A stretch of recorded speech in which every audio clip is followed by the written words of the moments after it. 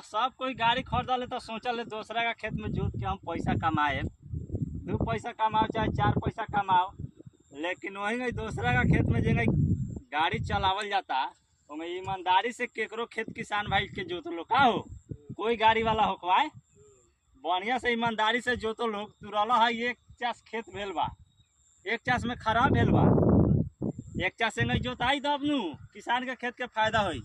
देख कितना हर लागल बा सोझे 1 चास भेल बाटे, हाँ 1 चास भेल बा।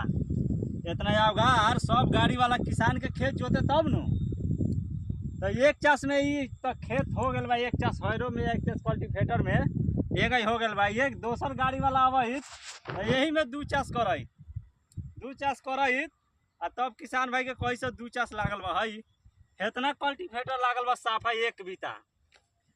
हम जोती ले गहिरा नु तो गाड़िए हम लोग कहले लोग उतना अगर खेत जोताई 2 इंची फसल जैबे करले सोर खेत जे